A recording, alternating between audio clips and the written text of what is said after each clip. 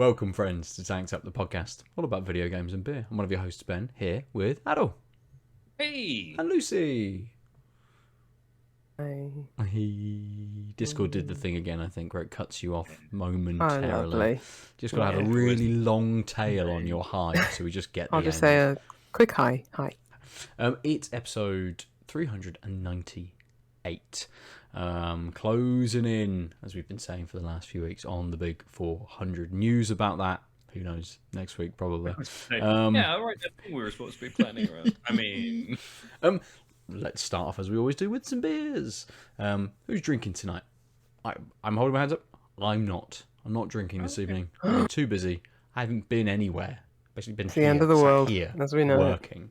So I've not been anywhere to actually pick up a beer, even something I've drunk previously. So I've just had Oh, damn. a week off, essentially. Woof. These are dire times. Yeah, absolutely. Lucy, we'll start with you. What are you drinking? Yeah. I'm drinking a beer from St. Mars of the Desert in Sheffield. This is called Cone. It's a 6% IPA. I'll read the text. It's the end of our 5th year on Mars. Thank you for all of us for drinking beers and support. Yeah, that's all nice. Pine cones.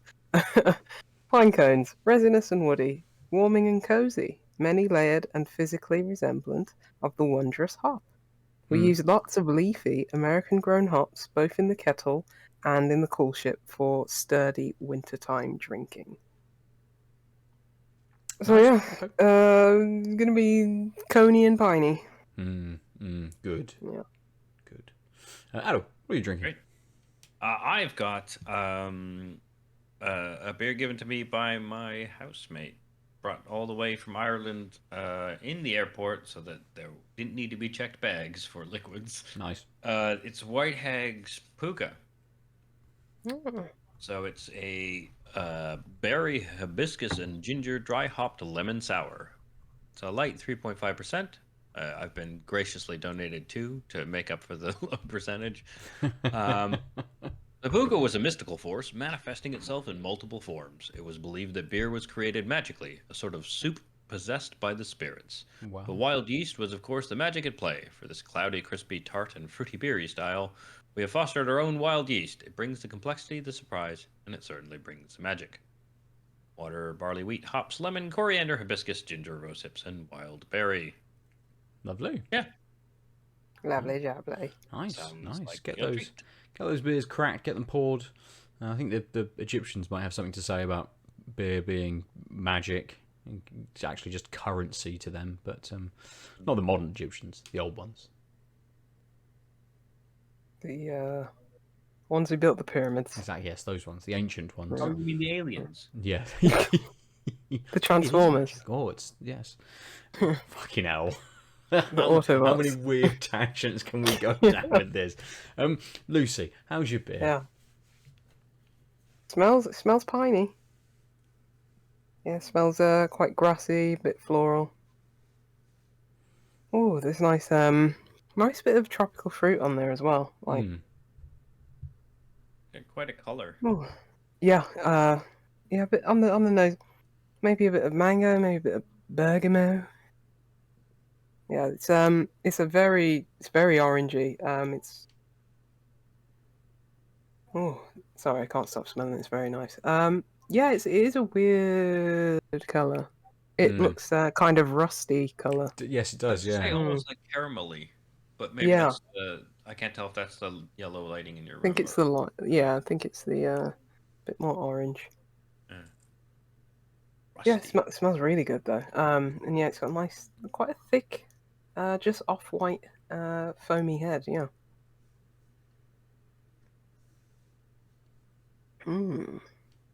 Ooh, yeah.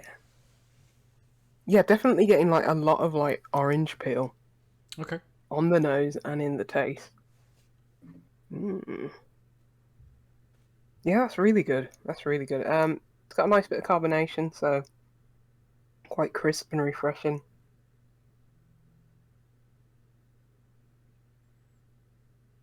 It's interesting because you've gone back to it several times. Yeah, as it's well. it's I wouldn't say the finish is long. It's got a decent finish. I think it's more bitterness that I'm getting on the end of the taste rather than anything. But that initial taste of like that orange peel, and you're getting bitterness quite at the front as well. So it's like very piffy, peely kind of orange taste at the start. It's mixed with like a bit of well, they'll say caramel, like kind of caramel malty, quite deep maltiness as well.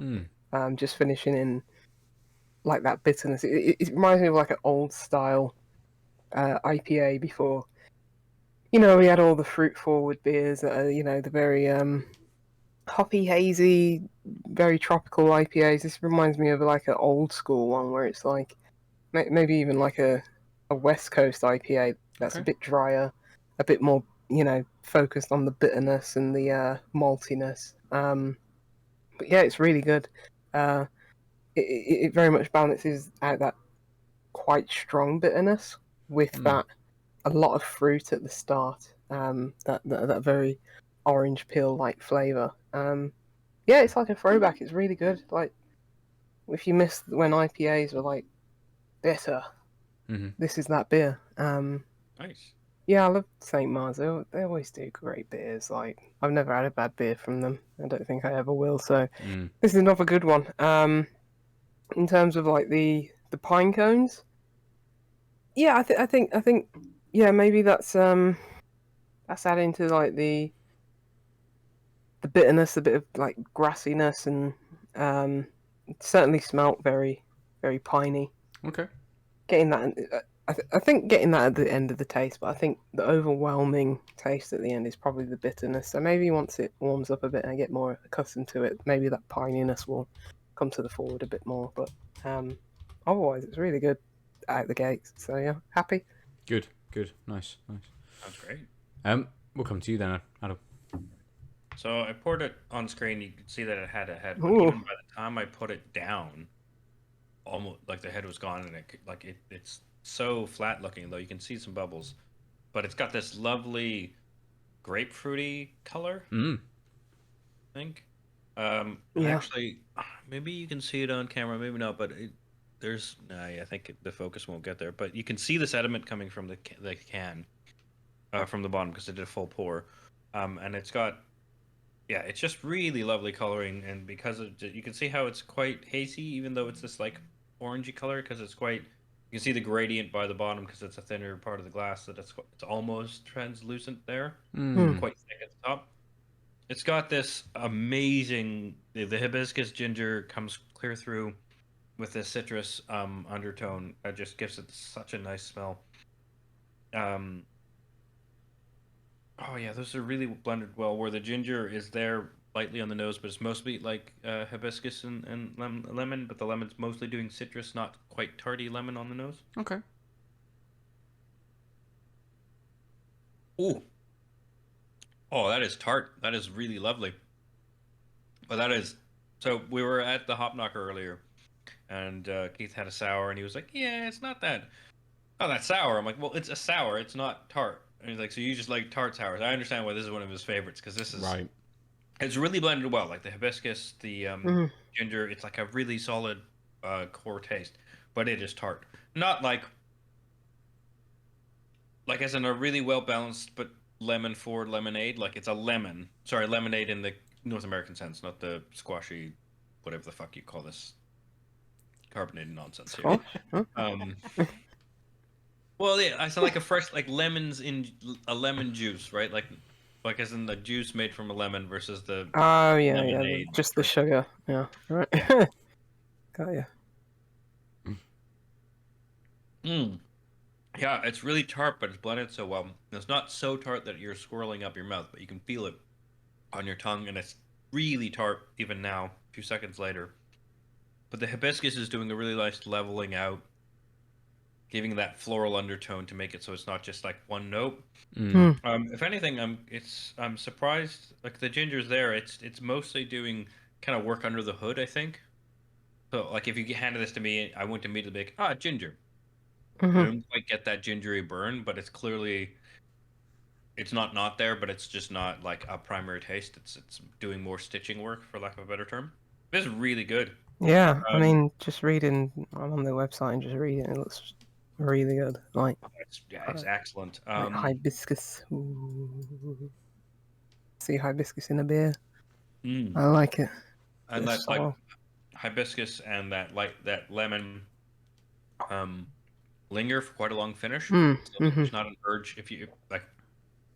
The lemon is cause so the lemon and the sour. It's like I don't know if like you've had shots that are called lemon drops and they like linger for the Mm-hmm. finish. It's kind of like that where it's not too tart. There's a sweetness there that just means that like you're enjoying that lemony taste, but it's not like drying your mouth out, so you can just enjoy the Mm. tartness until it fades away, rather than I need to replace this or like it's making me feel thirsty. It's so well balanced. Nice. Um, It says it's got oats in it. Does that give it like a creamy texture? Or at least on the website, it says it's got oats in it. according to the tin, it has barley and wheat Okay. Okay. and coriander. Oh, the coriander. Yes, That's coriander. Yeah. yeah, it's definitely there. Um, On here it says barley, oats, lemon, hibiscus. But this possible could be they one. changed out the Yeah, recipe I mean, depending on what they we, had available. well, we know like even the cost of living and stuff hasn't gone away, and oats is a way of doing things on the malt side in a more affordable way. So it's possible Mm-hmm. that that's like where they're pivoting towards. Yeah. And to be honest, yeah, it being a bit more creamy from oats, or even just, I don't think oats would really affect this in a bad way. Mm. Um, it's really good. Good. It like touches all, so like it lingers, and so because it's this like little tart Mm-hmm. hit every time, sort of I let uh, part of it that's lingering in my mouth engage part of my palate or my taste buds. It's like, oh yeah, there's another like hit of that. Yeah, it lingers in a really interesting way. I'm curious by the end if I'll still be having these hits or whether it'll feel tamer. And by the end, I mean possibly when I crack that second one. It's not a bad idea. No, Not a bad absolutely. idea. The other Absolutely. was 3.5%. So this is Yeah. like a very sessionable thing, and it's like such a like a deep depth taste. Actually, it's almost like yeah, it's not that breadth wise. It's not that broad. It Mhm. just like does everything in a nuanced way that's quite deep and Mm-hmm. lingers in the right spots to give those moving parts time to breathe. So you're getting a bit more of that sweetness, and the ginger and hibiscus are a bit more forward, sort of in the mid taste, and then the lemons kind of sandwiching both. So you get this tarty hit, and then you're like, ah, there's the other stuff, and then they fade a bit, and that lemon lingers, so you're sitting with this citrusy, tarty taste. Yeah. Nice. Nice. I'm entirely not surprised this is a wild yeast though. I think it's doing some of the work to give it more like the lemon's forward, but I like there's a dynamics to the tart that I think the Yeah. yeast will play a big role on. Mm. It's very good. I recommend it. Thanks, Amazing. Keith. You get white hag over here a reasonable amount. don't Yeah. you? Yeah. Yeah, I It was shouldn't surprised be when he too hard to find. brought it up. I was like, I've seen a bunch of white hag. I'm like, I don't know what you're talking about. And sure enough, we did some like digging, and I mean, white hag's harder to find, at least here in Durham. I haven't seen Okay. it much, but I know it's ever so often in random shops in Bristol. Mm-hmm. And like back when I was at Beer 52, Yes. Yeah, they used to be in that a lot. Yeah. yeah, Mm-hmm, they used to mm-hmm. have white hag, every couple of months. Mm. They're good. Yeah. Cool. Good. Yeah. Good. Well, enjoy those. I'm sat here like I want a beer. I want Like a a beer. chump. But You'll be fine. yeah, that's all right. I'll finish tomorrow. Maybe work and go and get Before some. I'm going to do a very. I went on Facebook earlier today, and I meant to Okay. send you guys a screenshot. But I got one of those memories. And February 15th, 4 years ago, we were all together in Bristol. Oh. It was when Lucy came down for I can't remember what, because it was your visit that wasn't around a beer festival. Just before COVID. So we went to Beer Emporium, and then we also went to, I think, Wild. No, Wild might have been another visit, but we went to Beer Emporium. I had almost no beer Beard, you guys look identical. Identically drunk. Oh. Yeah, anyway. Oh yeah, we did go to Wild Beer. Yeah, we went to Wild Beer Emporium at the end of the night. To the point where they kicked us out of the bottom. We stayed at the top when we were leaving. We kind of got talking to. Do you remember? yeah. this? Yeah. Yeah. I was like, Yeah. wait, I know, right? Yeah. Anyway, it was 4 years ago. Wow. I think you're lying. I think that was 10. Yeah, I was gonna say that's why it's faded Yeah. from memory slightly. Yeah. 4 Anything, years ago was the other side of the Pandini, right? yeah, So anything basically, pre-pandemic is just a haze. A blur. Haze now. Yeah. Anyway. Didn't happen. Considering it is still 2020, that's really odd, isn't it? Yeah. Like, very rarely. I mean, I'm pretty sure I was born in 2022. 'Cause I don't remember anything prior to that. I think that's, to be honest, calling yourself born again because you got through the majority of the Pandini. I think that's fine. You can call that one of your birthdays. Yeah, Nice. I like that. Reborn, like Good. the phoenix. Anyway, Maybe reborn like a phoenix. Moving into the news, into the gaming news to sort of discuss. Might be Xbox customers. I've gone and listened to this special business episode of the official Xbox podcast. A little bit of backstory. There were some reports that Xbox, if you go to one extreme end, was basically shutting shop and they were never going to make a game again. They were going to, somewhere in between, never make any consoles ever again. Somewhere else, they're going to put all of their game library on every single console that they possibly can. And the the reaction has been insane. People, chucking their Xboxes off of buildings, people crying into them, people crying at Microsoft like, I've spent £300 on this box and you'll never make a game for it again, and all of this fucking stupid shit. What a good time to not look at the internet. Announcement of anything. So say that again. You know how Sorry. gamers are reactionary. At least they used to wait, right? No, and they just overinterpret things like.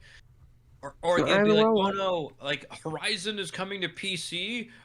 This thing's useless. I'm gonna microwave everything I've ever owned. Yeah, you remember that breakdown when my PlayStation electronics. said they were bringing their games to PC, and then it just happened, and the world kept on turning on its axis. Yeah, and luckily, I think from what Phil Spencer and co have kind of said on this podcast, it doesn't. Yeah. Things are going to keep going. Pretty much business as usual for Xbox. The only thing that they really announced, which is slightly different, is that 4 titles are going to be coming to PlayStation and Switch. I don't know if all 4 are coming to both platforms. They didn't give specific details. They didn't say which titles they were either. There's been some that have been rumoured, isn't it? Like Hi-Fi Rush. Yes, there's been several that have been rumoured, and it they gave a podcast like 25 minutes or something like that. And the first 15 is a very long-winded way of basically saying these games aren't selling on Xbox anymore. We thought we'd put them on other platforms to give them a second bit of life and bring more players. It makes so much sense. Like, especially the dev circle time and how long it takes to make a game and the resources put in it. Why wouldn't you give that game the best chance it can, or a second wind at life, Yeah. Like that's exactly what PlayStation are doing, putting their games on PC. Cool. There's so much money going into games, and everybody's risk averse just from this late stage capitalism we're in. So, and maximizing shareholder value, like Embracer said. But so it's like, so yeah, let these games sell as much as they can. None of that windfall is going to go back to the developers, unfortunately. But it's like, if it keeps a dev studio staying open, all the better. Like put it on the Saturn, put it on the Playdate, One of the interesting points, I think, again, they didn't say what those games were, but Phil kind of gave a bit of a rundown and basically said these games are all a year old, or more. 2 games are live service games, so one of them is going to be Sea of Thieves. Maybe Oh, is it that's cool. Grounded? Maybe is that the other Oh one? yeah, yeah. Which is one of their That other makes live sense. service games. Hmm. And he said the other two are smaller, more indie style titles. So Like Hi-Fi Rush, maybe. maybe Pentiment. Pentiment. Yes, thank you. Yeah, that was Oh. the one that I thought would be potentially the other one, and that would be great because, as we sort of have said previously, when stuff like Hi-Fi Rush and Pentiment were made, it's great that the studios that Xbox has are able to make these smaller experiences, not smaller, in terms of games, smaller in terms of the games that they currently produce. Yeah. But that they've been able to, the developers have been able to go, we really want to make this, and Xbox have gone, okay, sure, let's set Yeah. you up, and here's a budget and all of these kinds of things. For those, then I would assume Xbox have done some research into kind of how much they've been selling month on month over the last, say, couple of months or something, and then gone back into the historic data. To be able to sort of say, we know that games like this sell really well on other platforms, so we will make, if we don't put it on one of the other consoles, we make nothing. If we do, Yeah. and X amount of people buy it, even with the cut that the other console manufacturers take on their stores, we are still making money. Yeah. And I say that, but there's going to be porting costs and all of those kinds of things, but it's a much smaller cost to do that than it is to make another game and try and put it on everything. Yeah, because This is I was just going to say we were talking about Sunset Overdrive the other week Mm. and how few copies that sold, and that's probably what kind of numbers that these games are doing now. So yeah, just continue to mitigate the risk and make smaller titles with smaller budgets, sure, but like sell them everywhere you can. So It's yeah. that wild thing where, I'm sorry, aren't you supposed to be fucking capitalists? Like, Yeah, there's a market, yeah, supply it. yeah, There's demand. yeah. Isn't it that simple? But also, like, at this point, so they're exclusives are a bit of were a bit like technologically bound, so that yes, there was like this like scarcity via platform, right? If you wanted these games, you'd have to be on this platform, and you couldn't get them otherwise. And those were originally technological because you just had very different designs, and this was especially true in the PS3, Yes. Xbox 360 era, because they just had very different like hardware to build on. These are all fucking PCs, right? These are these are the same thing under the hood, so it's literally artificial scarcity. Which is a bad thing. So like, it's funny because like as consumers, we should be like, oh great, it's in more things. I have more ways of doing the thing, and overall, if more people did this is a good thing. So like, also as like anti-capitalists, also a good thing. But if you were an actual capitalist, you'd be like, right, there's money on the table, they should fucking sell it in the places they can because the leverage is low. It's like it's just fanboys being irrational, right? Like either they want the like, they just want scarcity for scarcity's sake because they made a choice. Like, what the fuck does that mean? Yeah, and it's so bizarre because, as you said, Adil, these things are the same thing. Like I don't think like either Microsoft or Sony, or, well, I should say PlayStation or Xbox, neither have an identity anymore. You know what I mean? That was maybe in the 2000s and stuff like that, but like Final Fantasy VII Remake, that's an identity.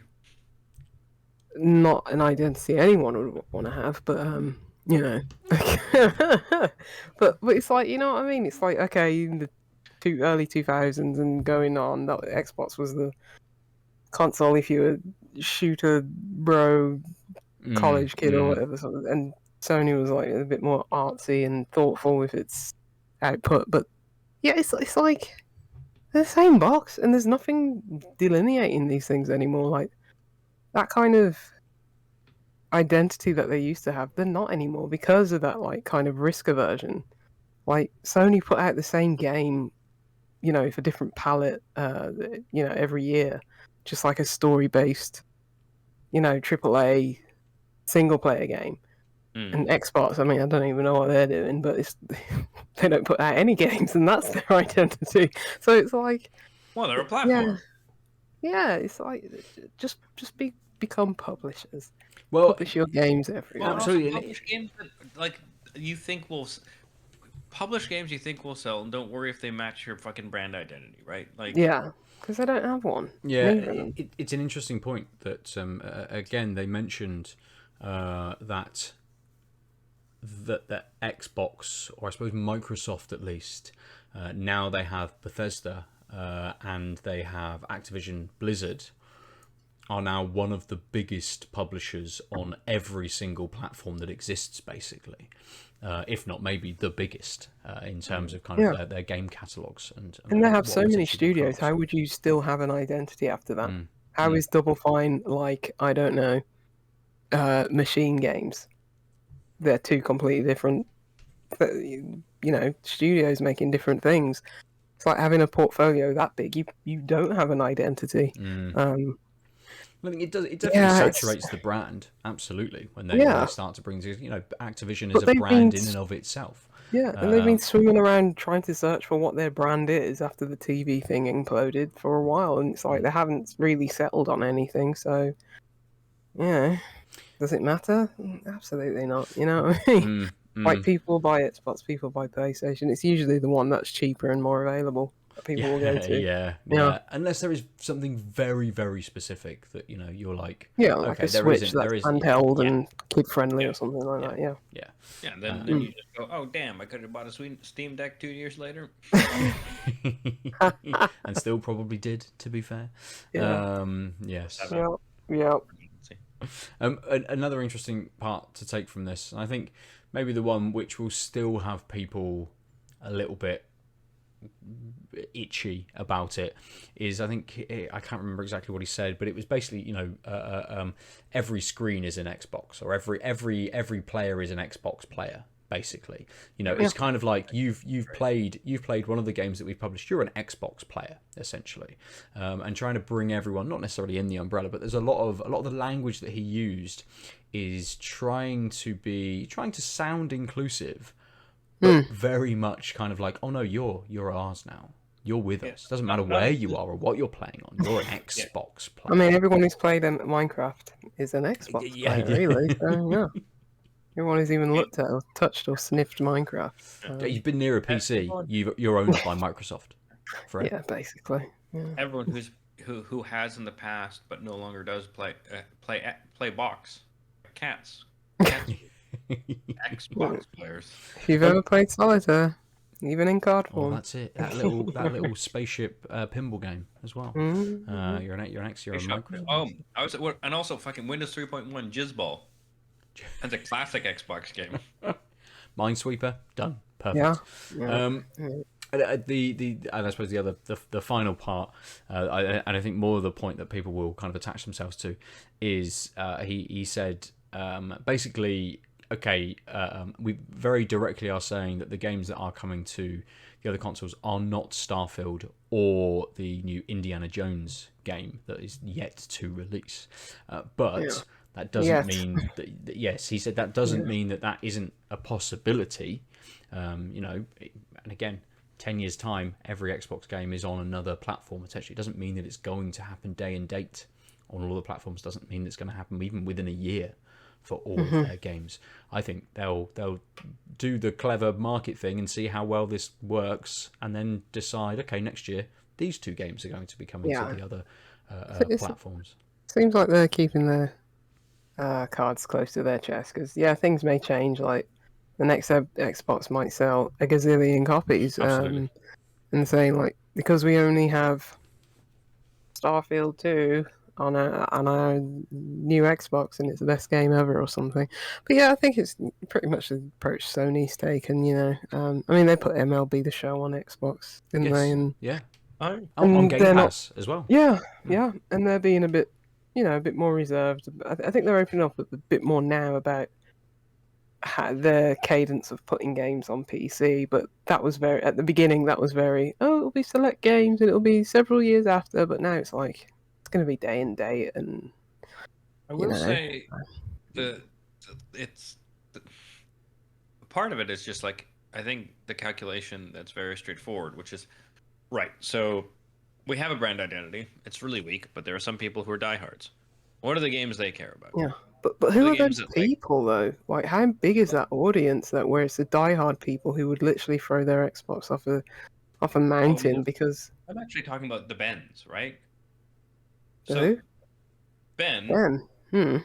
Hello. bought a PS5 because Right. there's an exclusive game, and amongst other, wanted a console, and this exclusive game, when the console went on sale, was enough to make him pick. Right. Gotcha. Right, and so like MLB The Show was never gonna be the exclusive that would tip someone generically in this landscape. Generically, yeah, there are some Right, that's what I mean. Right, so MLB like show fans. the things like Final. That's why I made the joke about Final Fantasy VII remakes earlier, Oh, because those are actually there's like a there's still an association of that type of game being a Sony exclusive. Keeping those games Sony exclusive, stretched to PC, then maybe something else afterwards, makes sense because that can still like change a few minds or make it. Or it's not even change minds. It's just like make you decide which of the slightly different skinned boxes, right, you're gonna buy. But like keeping MLB The Show on Sony isn't enough to get people to definitely buy that. So it makes more sense to put it on both machines, and then more people will buy it. That's what I mean. Yeah, that makes sense. The remnants of the previous brand what it was can still tug some people over, so it's worth like Yeah, holding on to those types of exclusives. the tentpole games are the ones Yeah, that but like, keep but exclusive. they're And fewer. everything else, They're the fewer and fodder. further between, and they should be. Yeah, This is yeah, yeah. Yeah, but thank you for filling us in, Ben, because No I was worries. not going to listen to that podcast anytime soon. It's Yeah. weird. Yeah. It's weird not having Major Nelson on the Xbox podcast. Is he still there? No, he left. I can't Yeah. remember where he went to, but yeah, I think he left. Was it last year after like 20 Right. years at Okay. Xbox? Oh yes, he did. It Yeah. was towards the end of last year. Yes. Yeah. So I was like, oh god, yeah, he's not there anymore. So that was weird. When I saw a screenshot. It's one of the things that is kind of it does bring up is obviously these game companies want to expand their portfolios and bring it to other sort of platforms and things like that. I think we've seen I'm pretty sure Helldivers 2 is a Sony owned like property. And so Don't they own? Is it Housemarque who made it or something? no, Aspire, I think. But it's not an in-house studio who have Right. made Helldivers 2. But supposedly it's gone over onto Steam and has sold like 1 million units within like the first few days. So it's there you go. just exploded over on Steam. So because it's maybe not a first-party console game or part of a franchise which is considered to be that, you know, PlayStation may be a little bit freer to explore where to put those kinds of things. And obviously PC, fucking the biggest install base of any platform that exists. And again, we saw it with Game Pass, you know, having PC Game Pass as a separate product, but also baked in to kind of the Xbox Game Pass, that will allow you to kind of take your Xbox games and play them on PC as well. So everyone's going to be doing this and dipping in. The only one's going to be Nintendo, who they'll take the games, you know, absolutely. They're like, cool, you want to put Pentiment on a Switch? Yeah, let's talk about it. Let's bring it over. Yeah. Or you're not having none of our games. No, absolutely not. Fuck right off. Yeah. Because they We'll, just we'll, seem... we'll lend you a bit of GoldenEye. Oh yes. Oh yeah. But isn't it because Won't let you- GoldenEye's like who owns the It's IP owned by like for that? 7 different people. It's owned Yeah. like Nintendo, Microsoft, MGM or something. I don't know. Yeah, it's God, some games must be so difficult to actually kind of license out to Pierce different Brosnan things. probably owns a bit of it, you know. So It's like you have to God make it. knows. You have to make a big head Pierce Brosnan because you can't use my identity. It's not, you know, my likeness. You can't do that. Just make his head massive then. We can do that. Easy. Good. So yes, Xbox hasn't exploded. The company still Not yet. exists. Give it a bit more time, I suppose. it's good to have a competition around, you know. But yeah, it's just par for the course. It's just I think it's because it was late, why it was very much blown out of proportion. Because if someone said, "Oh yeah, Hi-Fi Rush," if they started with like Hi-Fi Rush out on PlayStation, like Shadow dropped it like they did last year on Xbox, I don't think anyone would have batted an eye. They'd be like, "Yeah, that makes sense." Yeah. Yeah, I think they were probably, pushed into a corner with this and got out the news in whatever best way they could. I'm sure they've got a few more subscribers to their podcast, so Yeah. probably all in all a net gain.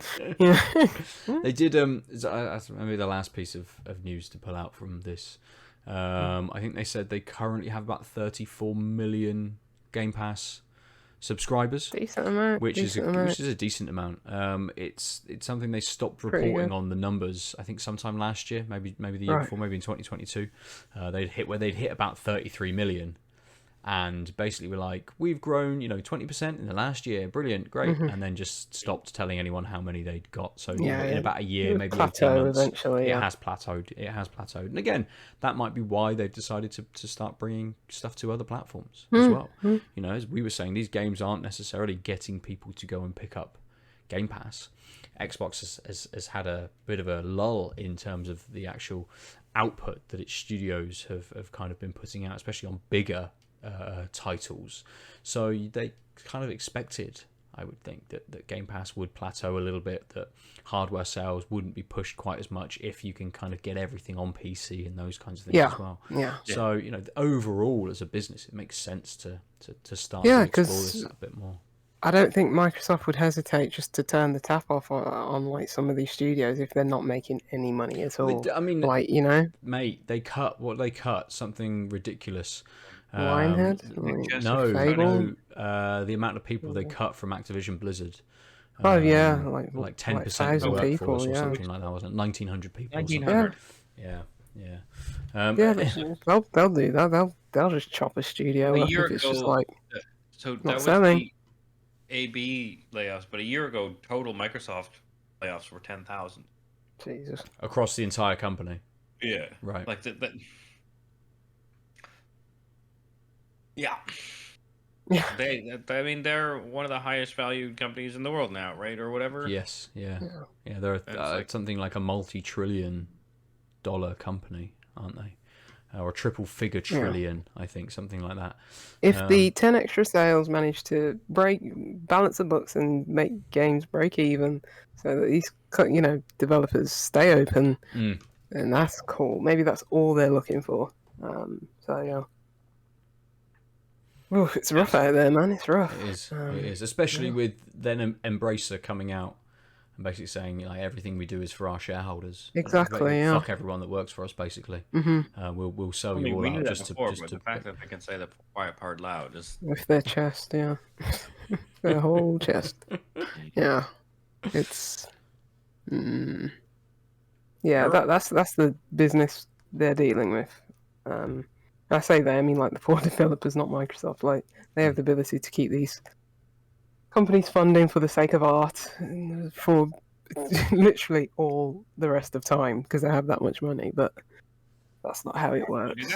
Sadly, yeah. You sick? Yeah, my capitalist leanings are just. They faltered a bit. Yeah, why would they do that? For the sake of art? Ugh. What is art? I can make art. I can throw paint at the wall. And that's for free. It's like, why would they possibly do this in a way that would guarantee like medium long-term growth via like innovation? No. If it's not making money in the next 3 months, it's not really making money. But also, what we're trying to do is make sure we make money permanently and growth and infinitely, but we're only going to make decisions in the short run. Yeah. It's almost like there's a capitalist ethos that is theoretically possible, but they're avoiding like the plague. They have an inbuilt contradiction. Yeah. And, strange times. Yeah, absolutely. And again, the messaging with a lot of this is, for 10 years or so, we've been saying, we want everyone to be able to play our games, play everywhere, do all the things, hooray!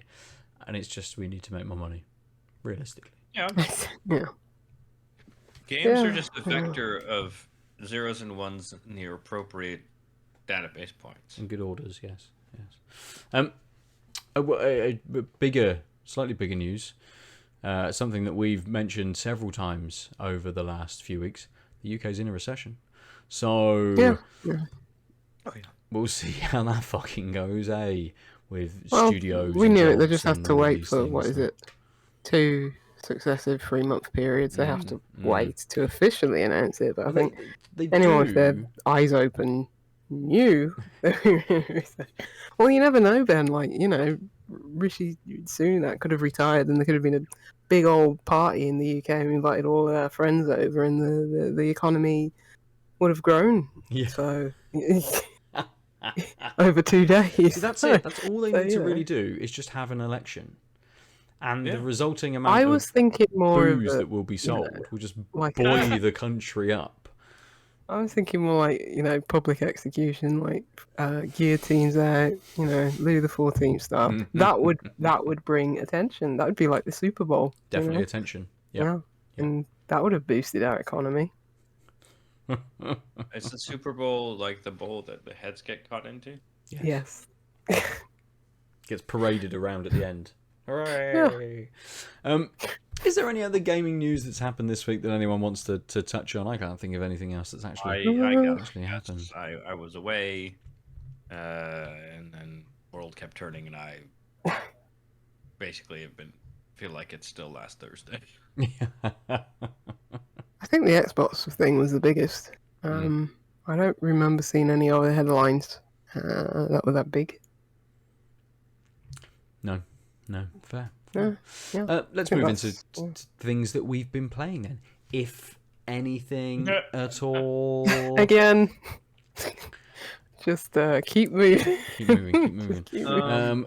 I mean, that's pretty much the entire podcast, really. Now, isn't it? We've done it all. I have. I will say I have started the Final Fantasy VII Rebirth demo. I'm so sorry. I know.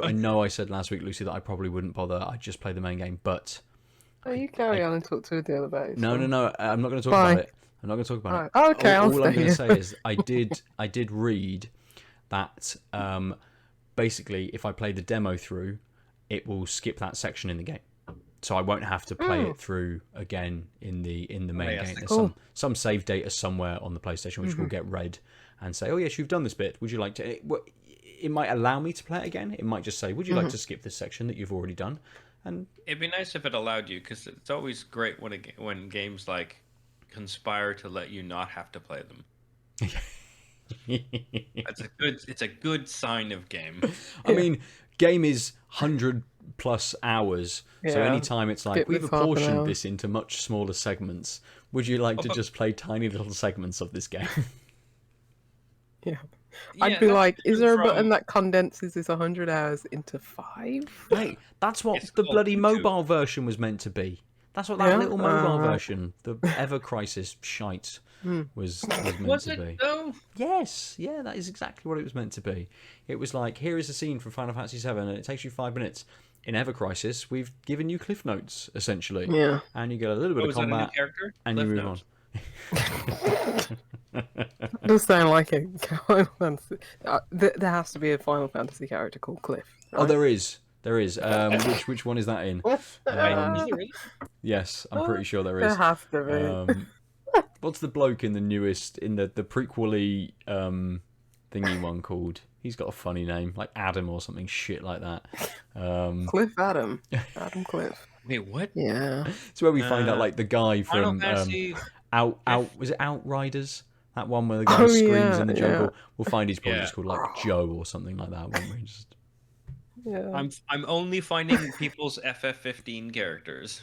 I don't think counts. I don't think they're canonical. Maybe I'm thinking it might be Clive rather than Cliff. Yeah, it's Something probably Clive. silly. It's very similar. Oh, let's say if Clive Notes exists. Clive Rossfield. God, he's the main protagonist of FF7. No, that's not right. It's 16. It's 15. 16, What- 15, 16, yeah, Clive or Cliff Huh. or Clarence or something fucking. Yeah, Clive Rossfield. Jesus. I mean, Final Fantasy is one of the most ridiculous things in the entire It fucking is. universe God bless as its an heart. entertainment Every episode product. has someone named Crystal, right? Hmm? Nothing. Dumb joke. I- Every entry has a character named Crystal. Because there's crystals in each one of them. Yes. Yeah. Went over my head because I don't know anything about Final Fantasy. Ben, you have no excuse. You've heard of the narrative opus that is Final Fantasy, the Crystal Chronicles.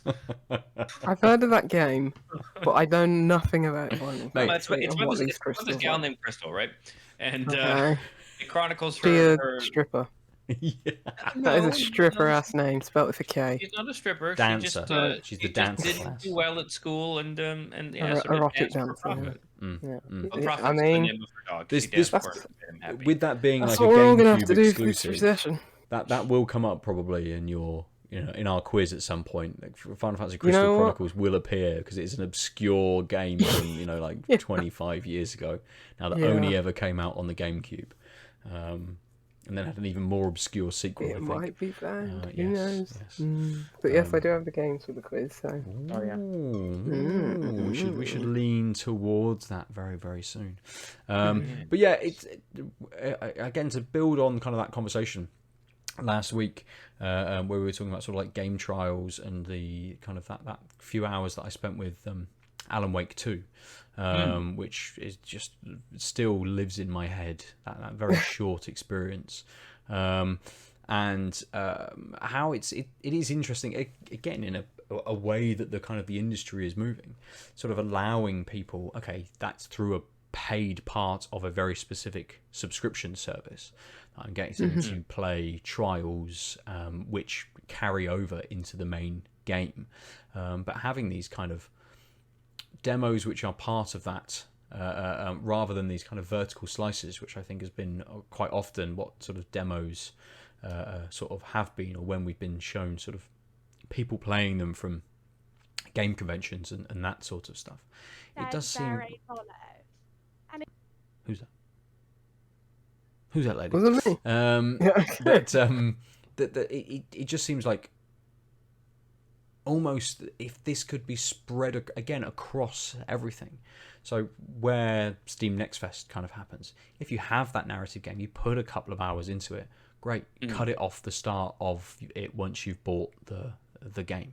It just seems like a bit of a no-brainer to say, you've made some progress in this. We appreciate that. Keep that progress rather than having to do it again when you do buy the main game. Yeah. Yeah. You know what they missed. Do you want to continue, or do you want to start a new save file like that? Yeah.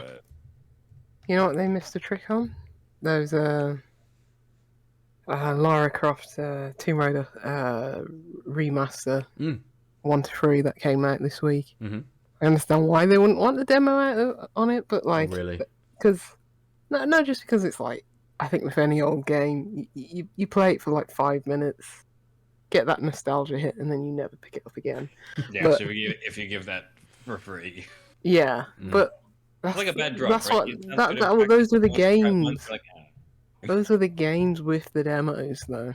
You know, like I think most people played the demo and then either picked it up. But yeah, just very much remember, like on PC and on PlayStation 1. The assault course and the butler in the fridge. Yeah. And it's like, they should have put out a demo for those games. Yeah, you just do oh, that bit and then just never touch it again. Like, I've done the exact same thing that I did when I was 13, 14, and the rest of the game's a bit too hard for me, so I'm not going to play it anymore. Yeah,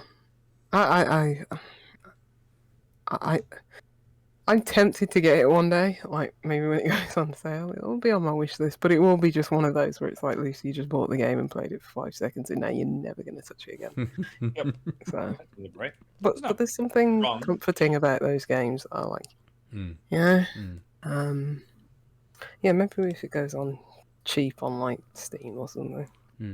Well, if you're hankering for it, Lucy, maybe we'll have a chat at the end of the episode because I might have an email that might interest you. Potentially.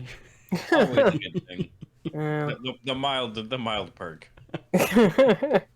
Mild perk is Final Fantasy Chronicles character. I don't know. Tomb Raider is just one of those series that it's like I don't know. I don't know what it is about it, but makes me feel cozy. Nice. Yeah, Yeah. it's because tombs tend to be, It is very claustrophobic. Some of those games, yeah. drowning because you don't have no idea which polygon you're meant to swim to next. Yeah, and yeah, gosh, is it Angel of Darkness or something like that?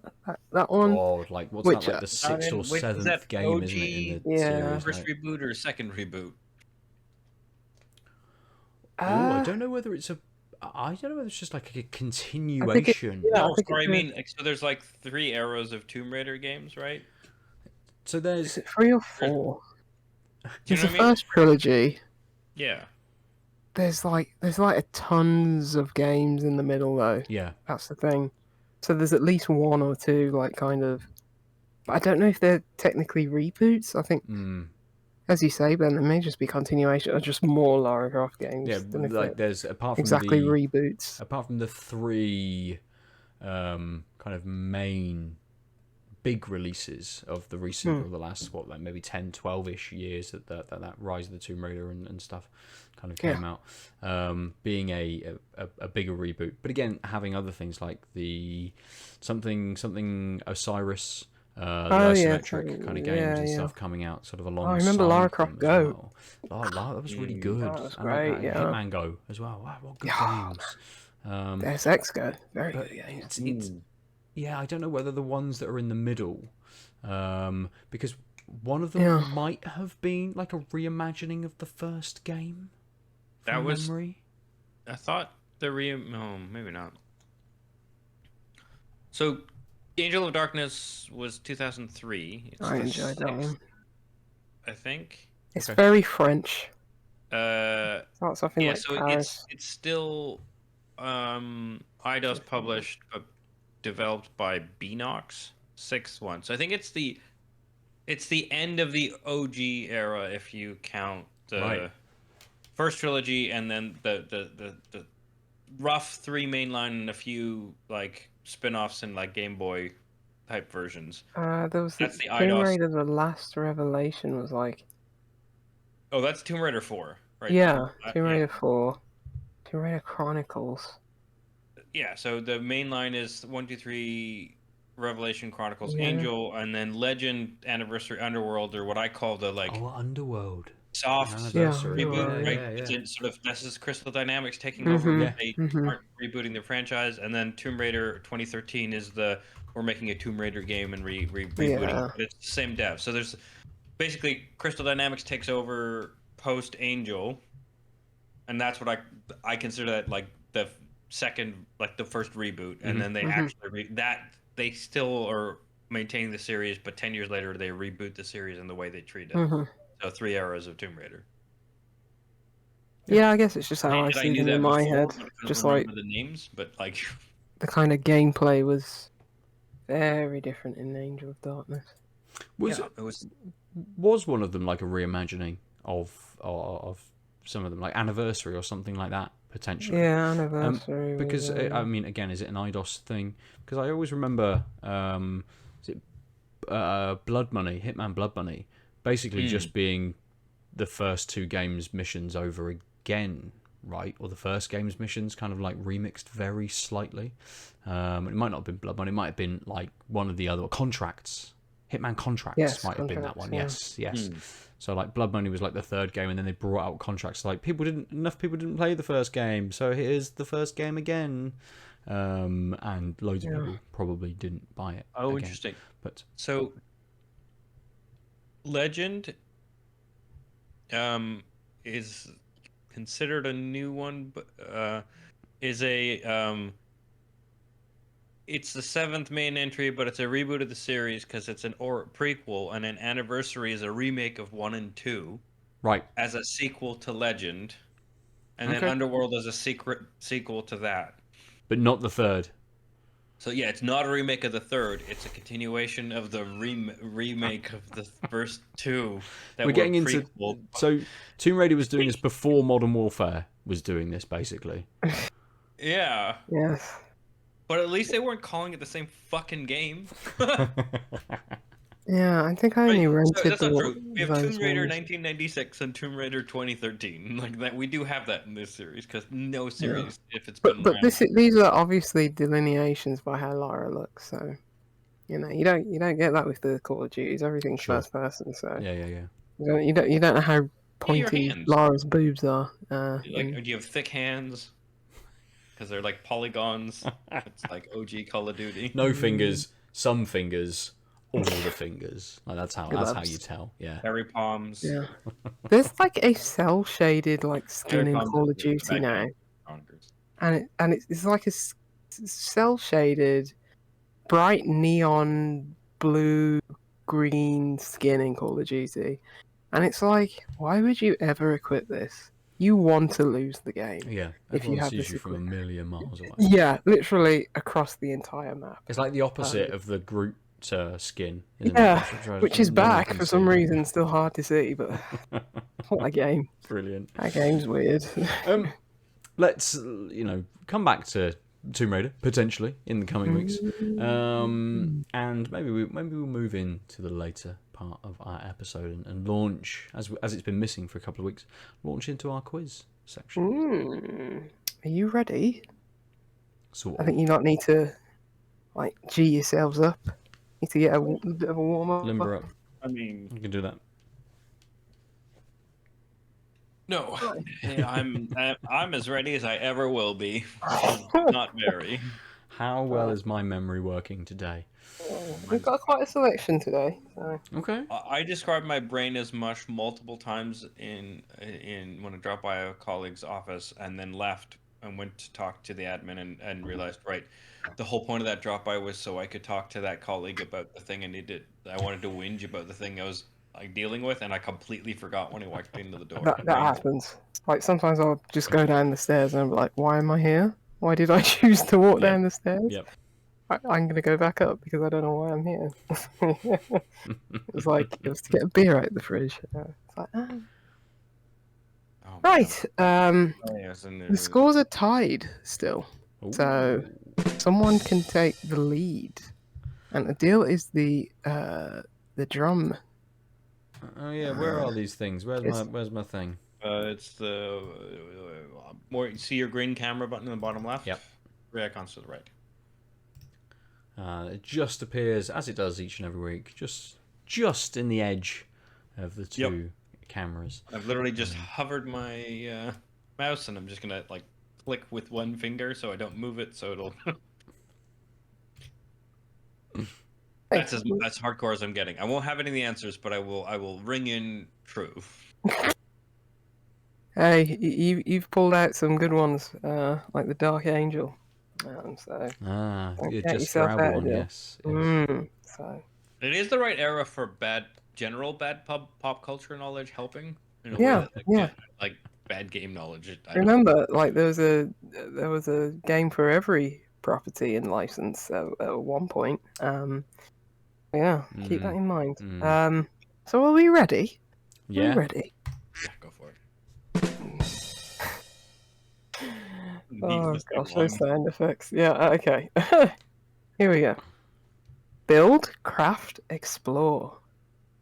Discover a world with the freedom to do whatever you want. Ben. Minecraft. Yeah! God damn it! God damn it!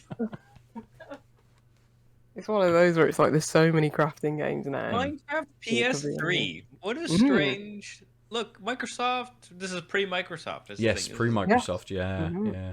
I like how we're both look. I swear I made eye contact through the computer with Ben. Me like, is it fucking? Yeah. We both have the exact same look on our face. Oh, I'm annoyed. All right. Let's go. I keep forgetting this there's no one penalty next. for saying something wrong. No.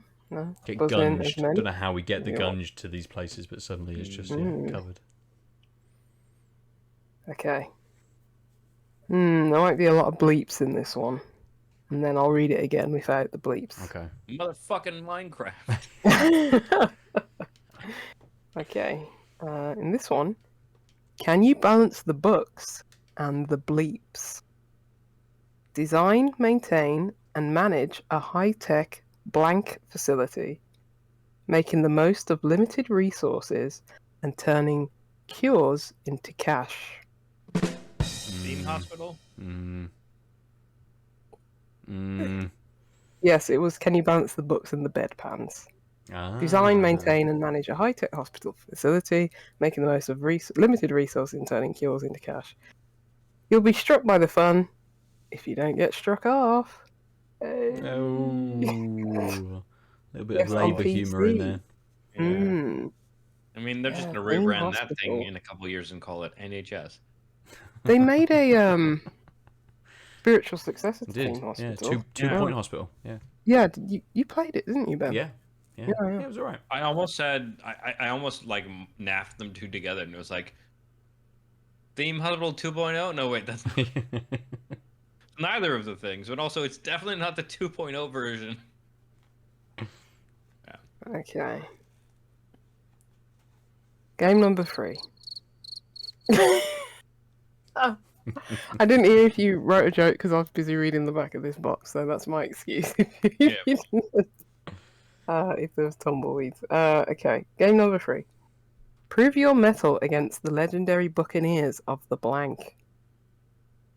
Blank is a thrilling blend of role-playing action. Hold on. There's a. Let's move this out of the way. There's a label like in the way. tag. Yeah. Oh no! Oh, bloody hell. 1 second. Don't break the seal, talk amongst Lucy. yourselves. Don't break the seal. Gonna have to. That'll cost 25p now instead of 50p. This one doesn't have a price on it. But, NES games, like they go for thousands of dollars sealed. Yeah. I guarantee this won't go for. No one will buy sorry, this. Eat the Buccaneers on the what?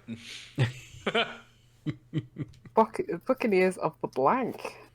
The Tampa Bay Buccaneers. Gosh, no one's gonna steal this game. Why is it? Would you have one of those magic? Just scissors, probably.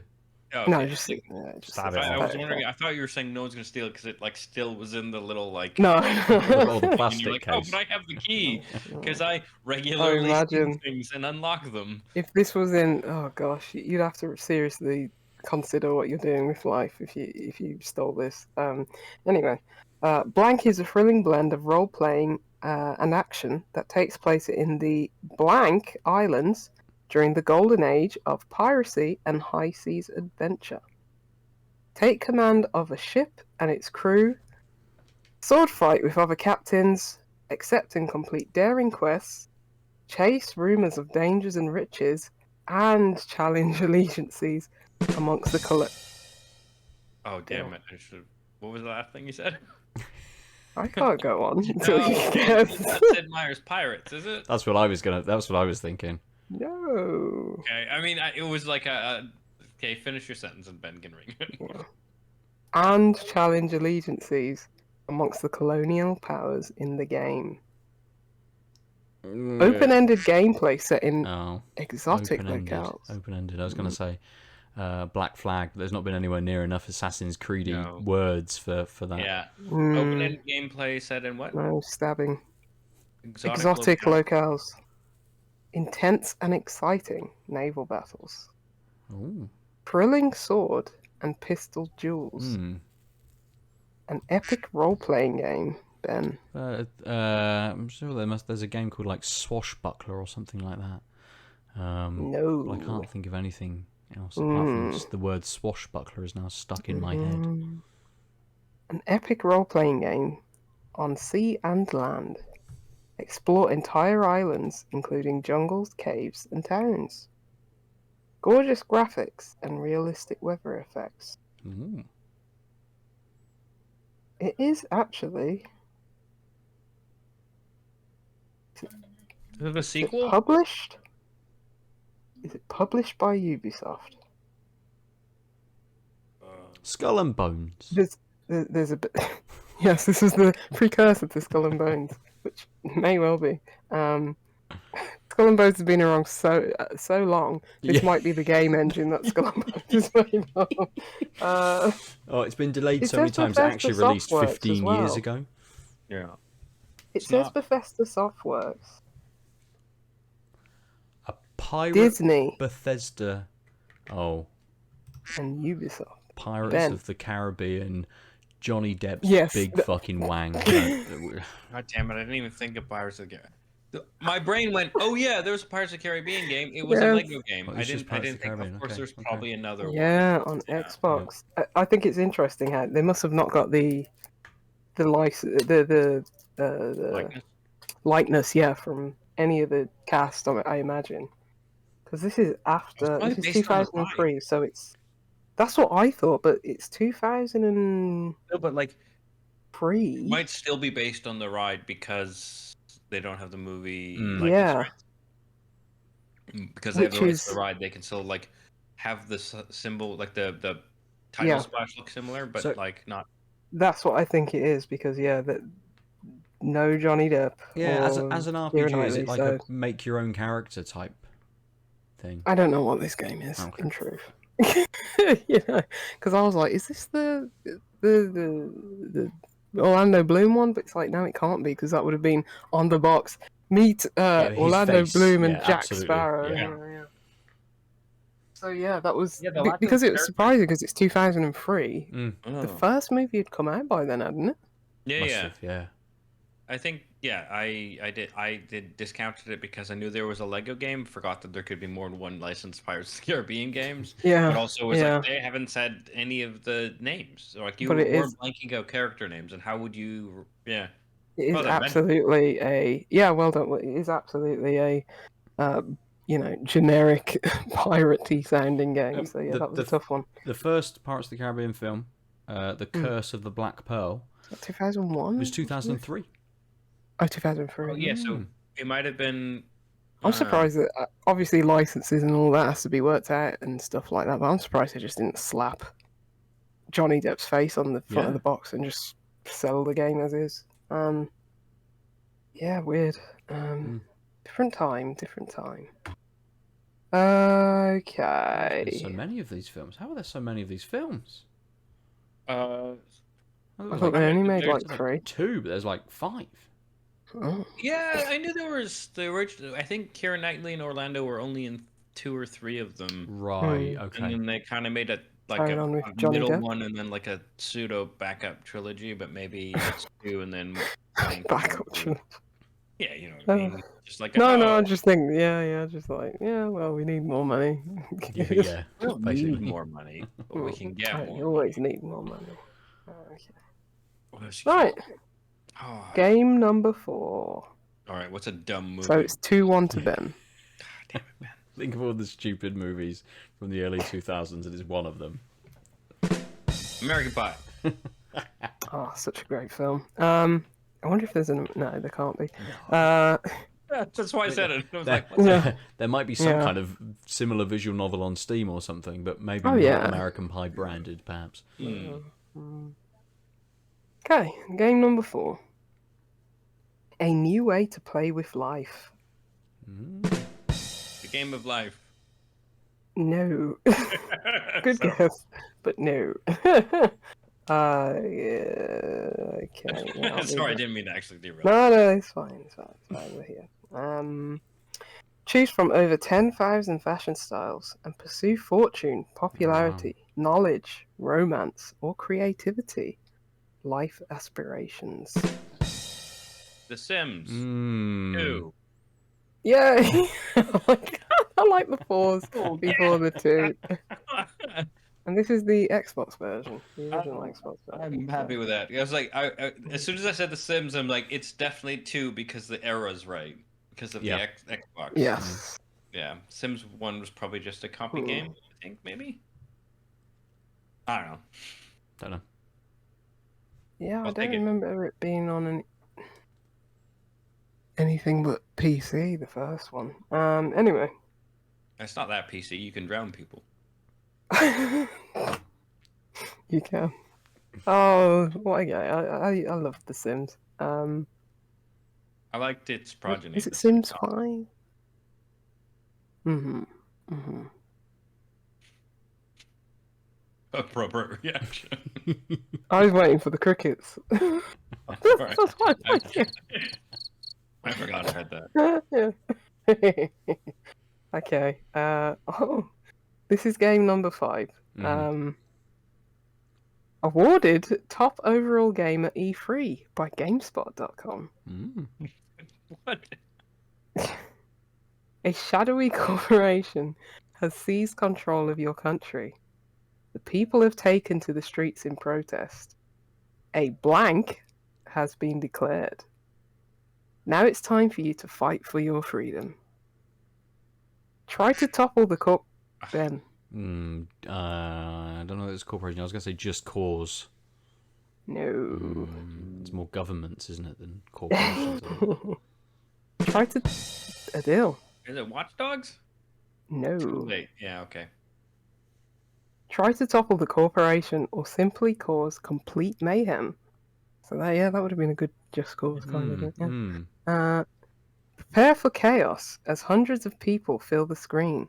Each citizen reacts differently to events. Deep selection of hand-to-hand fighting moves and tons of super destructive weapons are at your disposal. But- Even No, we're not. I'm internal very thoughts. confused. I think of games, but they're like zombie games, and that's not. Even pick up items off the street and use them to fight your oppressors. Oppressors. Yes, it's rated 18. Okay. 18. It's one player. You need an 8 one megabyte memory card. Oh shit, that's not what I thought then. That's older No. than I thought. I was gonna say Red Faction Gorilla. Another good guess. Yeah, that's good. A good Very guess. good guess. Absolutely. It doesn't. There would have been more sci-fi elements that were bleeped out. It's one of my kind of like favorite games, unironically Ooh. and ironically, I guess. Ooh. Rockstar.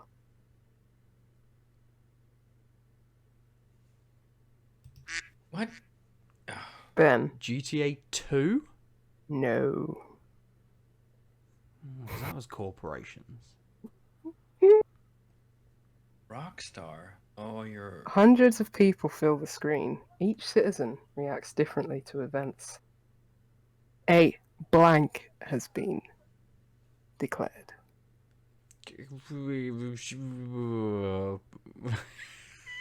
Well, I'm sad I can't think of this. State of emergency. Yes. Yes. And Ben wins And the takes game. it. I'm okay with that. I don't State think of I would emergency. have remembered Yeah. State of Emergency. I love of this course. game. God, Yes. fucking hell! Yeah. We need a remake. Yeah. Forget GTA 6. We I mean, don't need that. That State of Like, Emergency State is of one of those Emergency. games I probably played, like rented, played for a weekend, Mm. and have never thought about it. I've never played it. I think about it like every month. So... No, I've literally never played it. It's good. As you were saying, it's very much like something that you think of like a zombie game, like a Dead Rising. Yeah, And, but like it's Dead just- Rising is very much like a state of emergency. I mean, yeah, it's from the Spiritual era of time sequel. where you could. The reason why there's all zombie games is because it's more political. To bludgeon zombies. And you just have like, oh, we're revolting. Fuck it, I'm gonna beat you up. Yeah, it's literally just beating up regular citizens in the streets and in malls. Very bizarre game. But yeah, very good. How come they haven't done like a callback to like State of Emergency in like any of the GTAs? There should just be a level where you're like doing that, beating up people in the street, which I guess is GTA anyway. Yeah, But, again, it'd be an interesting thing to see about, like, does Rockstar, or I suppose Take-Two, like, still own, like, an IP? Does it still own, like, a license for it? Is it just public domain now because it's so long ago? It'd be interesting to see kind of, actually, every game made. Do people still own the rights for any of these things? Because stuff like that bounces around all the time between different acquisitions and all of those different game rights that went over when Square Enix basically sold their entire Western development studios, and it obviously Embracer picking most of those up and just destroying all of those jobs almost instantly, but basically buying IP rather than actual studios, essentially. I wonder how much State of Emergency IP is, because I might buy it. If it's like $2,000, then yeah, I'd buy that. Done. Any more than that, I'd probably be like, nah, you're right. It's £2,001. You're like, no, it's too much. It's too much. I could find the £1 behind a settee or something. So Find an investor. Good. Yeah, Good. get a Nice. venture capitalist to invest in my State of Emergency 2 game. Was there a State of Emergency 2? I think I was pretty sure that was a one and that's done. a series that just begs for 7 sequels, so you can have ST8 of Emergency, right? Like, you just churn those out so you can have that game. Yeah. Just jump straight to it. Yeah. To be honest, yeah, way better than having Tomb Raider bracket 1996 bracket and then Tomb Raider bracket 2013 bracket. Just make 8 of Emergency and make people like, wow, this series, who knew? I never heard of it before. I'm gonna look for 1 through 7, and then you just release retro games that are actually new. That's very good. It's a very good strategy. Just flood the market with like. Oh, it's a re-release of State of Emergency One of them's 6. one of them's a Java game. There's a character in State of Emergency called Ricky Fang. Fang spelled Thang. Oh, wow. Pretty hot and not in another game. I mean, it's Yeah. the same era as like, and probably. I don't know whether it became before, but it's that kind of like Def Jam Vendetta kind of era, isn't it? Or Yeah, Fight that for was New York that sort was of thing. my era. Yeah, that's definitely when it Yeah. kind of a bunch of these games kind of had that like Fighting against the man. yeah, exactly. And as- rappers. again, And one of your Snoop favorite Dogg. ones, like Blood on the Sand, as well. Like there Oh, is this yeah. weird, like Bulletproof. hip Yeah. hoppy kind of tone to just a bunch of games that came out all within like a 5-ish year period of each They were the other. good times. They were Yeah, the good times. yeah. Yeah, I can't. I started playing Blood on the Sand on disc when it became backwards compatible, which is the best blessing Xbox could have given us. They've done their work. They can just fade into That's it now, yeah. obscurity now. Yeah, they've done the work of Christ. As long as they, They can go away now. keep the ability to be able to play that forever. Yeah. Done. But yeah, I was just like, yeah, the best thing about those 50 cent games is the soundtrack. So, and then you just end up, singing to that and then going to YouTube and looking at the Yeah. music video and not actually playing the game, which was my experience the last time I tried. Yeah. Good times. Nice, Good nice. times. Let's finish there for this week then, but come back to the beers. Lucy, we'll start with you. Yeah, it's a really smooth, really good IPA. As I say, very much a throwback to the good stuff. Where it wasn't all just veg fruit; it was very much bitterness and the pininess started making itself a bit more apparent as Nice. my palate got used to the bitterness. But yeah, just really, really easy drinking. If you like bitterness, that is. Yeah, I wish I had another can of these. Not much more to say. It's very good. It's very good. Like, I want to go to Sheffield. Just savor everything on tap. Not necessarily Sheffield, but to their tap room potentially. Specifically, because why else would I go to Sheffield? Exactly, There's nothing exactly. there. I mean, this must be the third, fourth. Never even thought about it.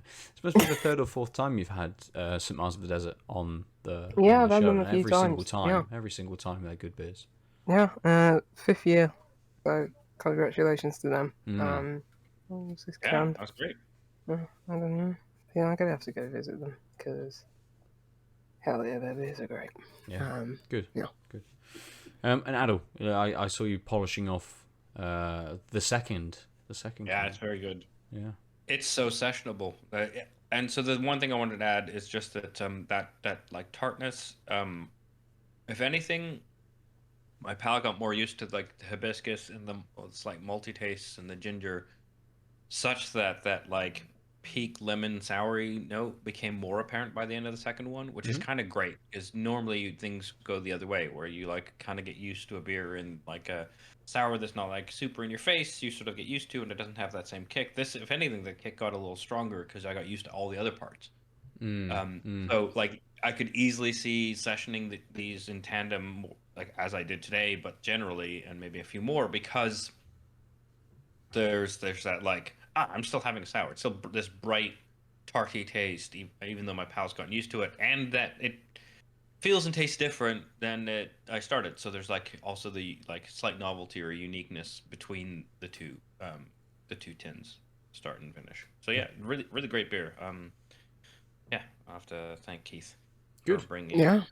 Thank you, Keith. Also, Thank keep you. an eye out because, like we said, they're white hags all over. But I had never seen the Puca on this side. No.